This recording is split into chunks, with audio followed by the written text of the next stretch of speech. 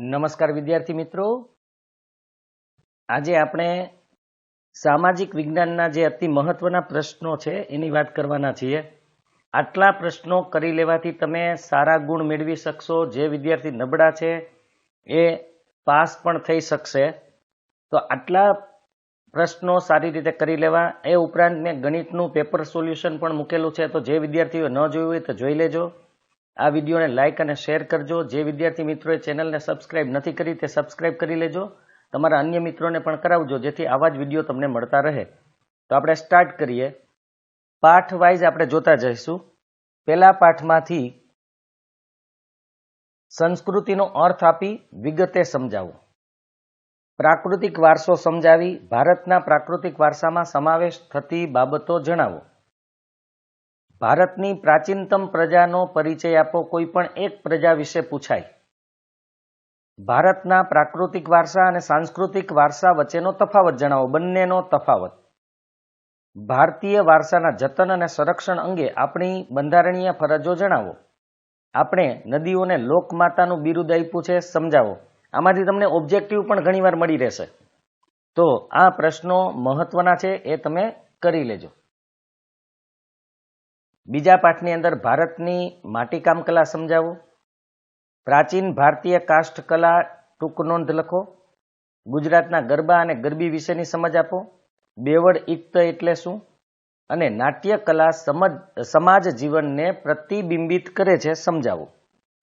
આ ઉપરાંત નૃત્ય જે છે એમાંથી પણ પૂછી શકાય, જેમ કે આદિવાસી નૃત્ય, ત્યાર પછી કથક, આવા પણ પૂછી શકે, પણ વધારે આ પ્રશ્નો ઉપર ભાર આપવાનો છે.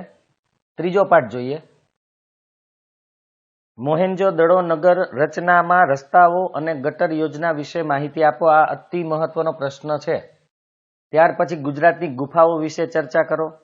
ધોળાવીરા વિશે માહિતી આપો. ધોળાવીરા એનું ચિત્ર પણ બાજુમાં હોય અને તમને પૂછવામાં આવે. રથ મંદિરો વિશે માહિતી આપો.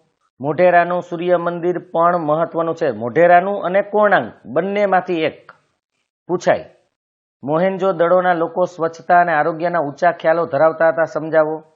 લોથલ અગત્યનું બંદર હતું, સમજાવો. ત્યાર પછી આપણે ચોથા પાઠની વાત કરીએ. ચોથા પાઠની અંદર પ્રાચીન ભારતીય સાહિત્યનો પરિચય આપો. મધ્યકાલીન સાહિત્યની ચર્ચા કરો.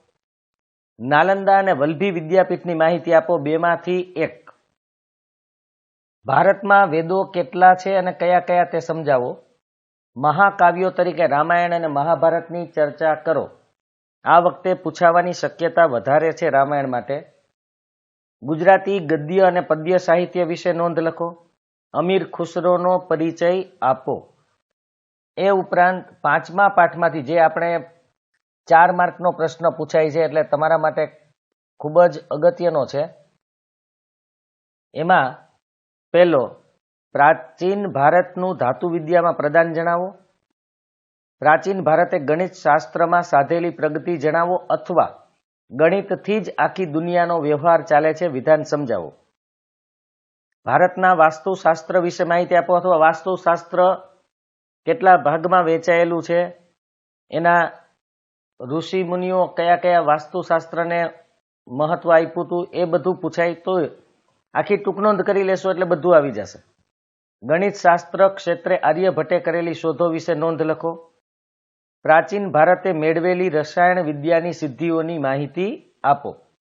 હવે છઠ્ઠા પાઠની આપણે વાત કરીએ. તાજમહાલની સ્થાપત્ય કલાનો પરિચય આપો. એલિફન્ટાની ગુફાઓ વિશે માહિતી આપો, અથવા તો તમને ત્રિમૂર્તિ જે છે એમાં એ બતાવે અને કહેવામાં આવે કે આ ત્રિમૂર્તિ અથવા તો આ જે શિલ્પ છે એ જે ગુફામાં આવેલું છે એ ગુફા વિશે માહિતી આપો. તો એલિફન્ટાની ગુફા. આગળ કીધું એમ કોણાર્કના સૂર્ય મંદિર વિશે માહિતી આપો. ફતેપુર સિકરી વિશે ટૂંકનોંધ લખો, અથવા બુલંદ દરવાજો બતાવીને તમને કહેવામાં આવે કે આ કયા સ્થાપત્યનો ભાગ છે એની માહિતી આપો. ઇલોરાના કૈલાસ મંદિરનો ટૂંકમાં પરિચય આપો. અમદાવાદમાં આવેલા સાંસ્કૃતિક વારસાના સ્થળોની યાદી બનાવો. અને નવી ચલણી નોટોમાં આપેલ સ્થાપત્યનો પરિચય. હવે કઈ નોટની અંદર કયું સ્થાપત્ય છે એ ખાસ તમારે યાદ રાખવાનું છે. 500ની નવી નોટમાં લાલ કિલ્લો છે.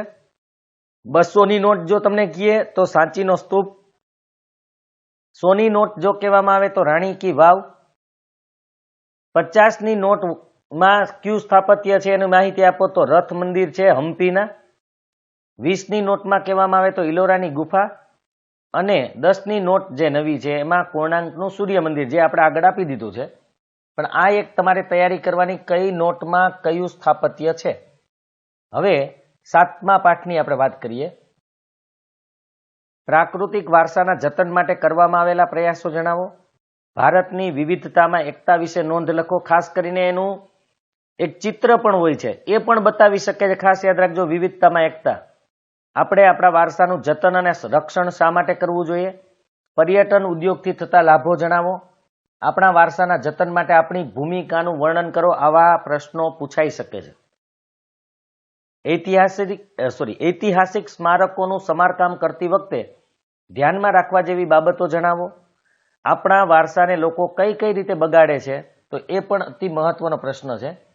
8મો પાઠ, સંસાધન એટલે શું? સંસાધનના ઉપયોગો જણાવો. જમીન નિર્માણની પ્રક્રિયા વર્ણવી. તેના પ્રકારો શેના આધારે પાડવામાં આવે છે તે જણાવો.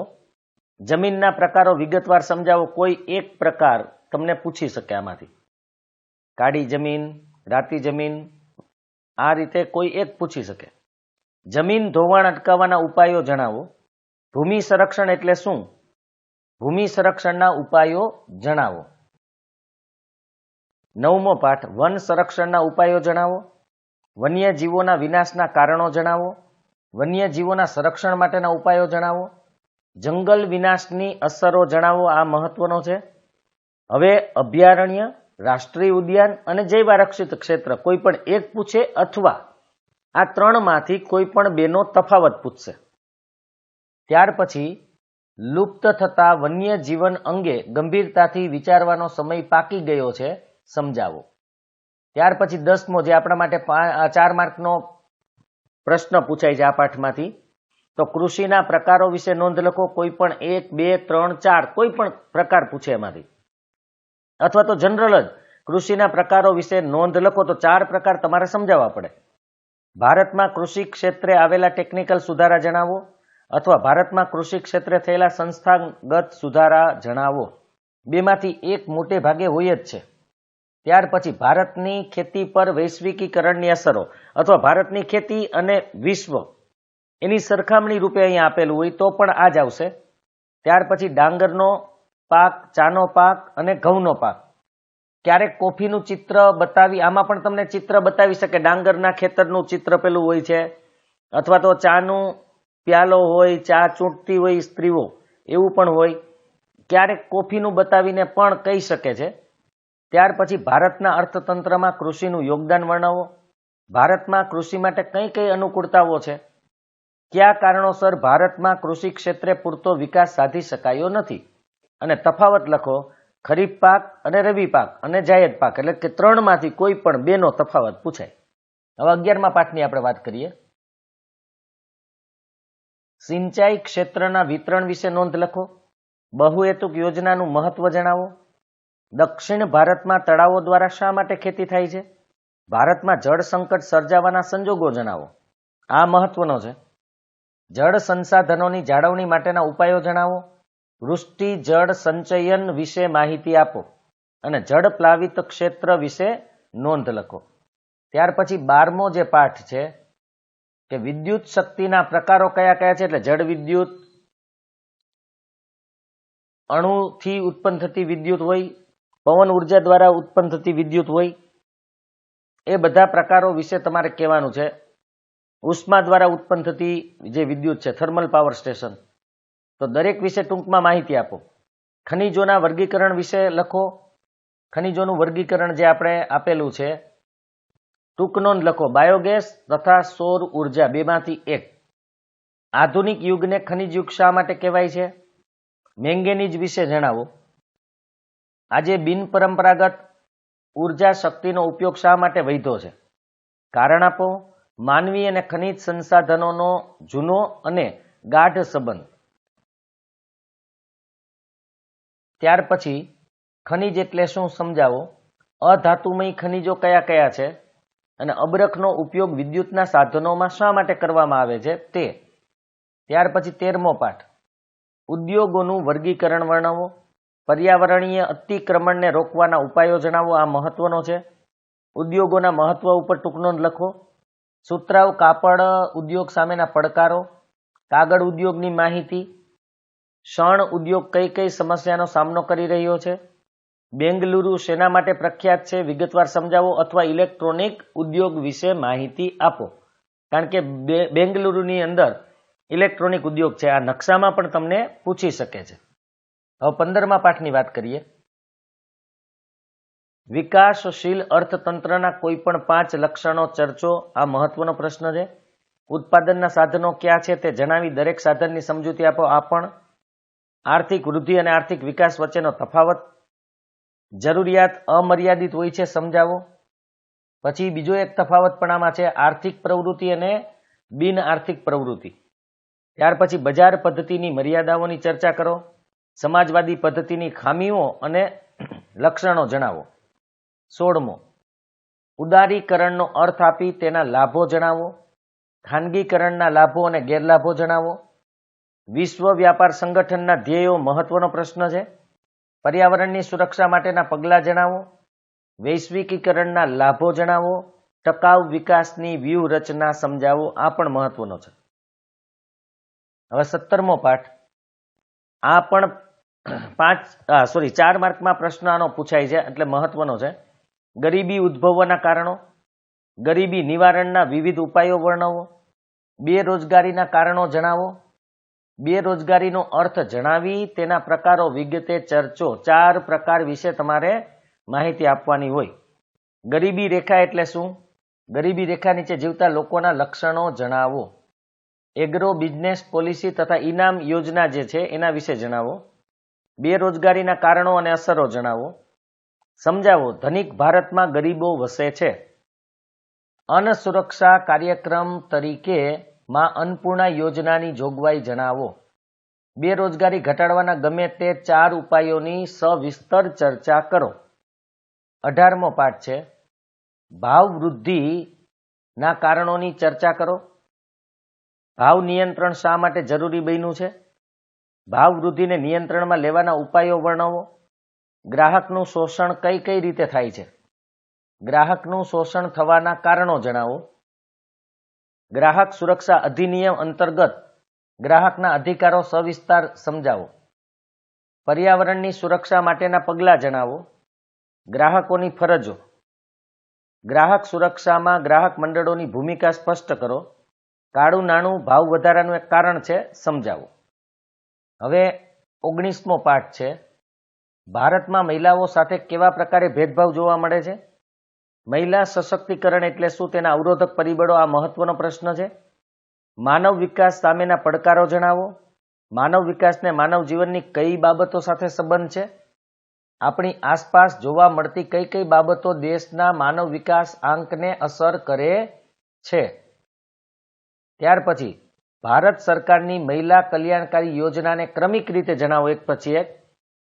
માનવ વિકાસ આંક માપવા માટેના નિર્દેશકોની સમજૂતી આપો.